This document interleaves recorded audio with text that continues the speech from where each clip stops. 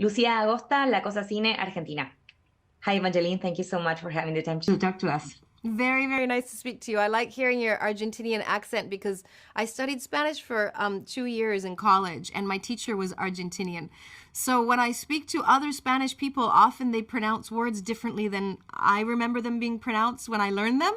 But you say it exactly how I remember learning. Yeah, exactly. Oh, thank you. Have you seen the World Cup?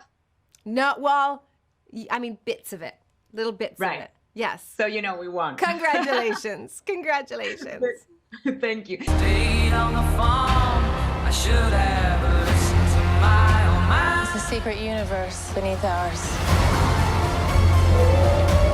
What are you so afraid of? So, well, first of all, most of this adventure takes place in the quantum realm, and many weird and insane things happen here, aside being picked up by a broccoli, right? So what can you tell me about Hope and what she will find in this universe, without spoiling anything, of course? Of course. Well, I think that what audience members can expect to experience is something very zany and weird and out there, but also at the exact same time, beautiful and elegant and almost graceful.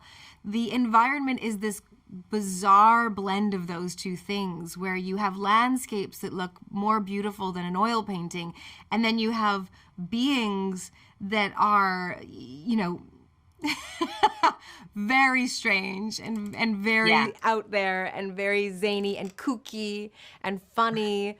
And so it's a real blend of the kind of big, epic, sweeping stories of the Avengers and the zany, sweet, quirky little stories of Ant-Man and the Wasp. Completely. And well, the Marvel universe drives everyone crazy, and well, kids are a big part of this. So I wonder what it's like for your kids to have the Wasp as their mom. I mean, how do they feel about your character? And did you get a chance to take them to the set at least once? Of course, yes. I've always taken them to all of the sets, but it didn't become cool until just in the last couple years. So I have an 11-year-old who's just gone into middle school. So he is the prime age for kids to be really crazy about Marvel movies. And he's now realized that it's some very serious currency at school to be able to say, my mom's the Wasp, my mom's an Avenger. I have been elevated to cool status. Yeah, I can bet. Yeah, you kick some real ass. So I was going to ask you, because in the first scene, Scott writes a book about his life and his experiences. And if you could read any Avengers autobiography, which one would you be most interested in reading and why? Definitely the Hulk. Oh, really? Yes, the Hulk, of course, because Bruce Banner is such a timid, sweet, kind of introverted guy. You always kind of wonder what's going on inside of his head. He's not very vocal about it. Like Iron Man, I don't need to read that book. It's written all over his face. You know what he's thinking. You know what he's feeling.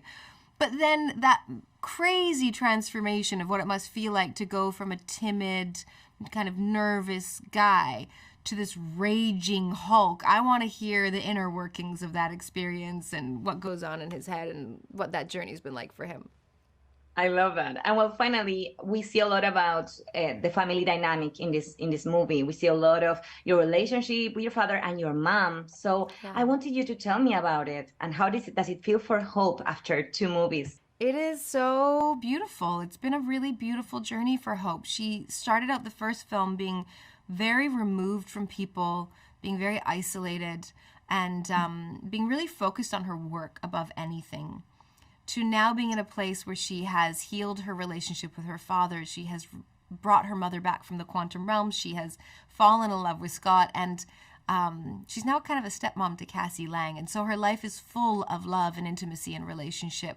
And that's a completely different Hope than the one that we met at the beginning of the first film. And I think it's a really neat theme to explore at this point in our lives, in the audience's life, because in a similar way, the audience has just come out of isolation and guarding and being afraid to be vulnerable and being afraid to reach out and touch and being afraid to open to other people. And we're all kind of trying to figure out how to get back out into community and and get into the messiness of relationships that feels uncomfortable when you aren't used to it, because people are messy, you know, everything's not perfect and all the T's aren't crossed and all the I's aren't dotted when you're dealing with human beings. And I think it's just a beautiful story to remind us of the fruits of that it's all worth it. It's worth putting up with people's messiness to have connection and love and tenderness and vulnerability. Completely. Well, muchas gracias, Evangeline, for your time. De nada. And I hope to see you in Argentina really soon. Muchas gracias. So, what's it gonna be? Batman.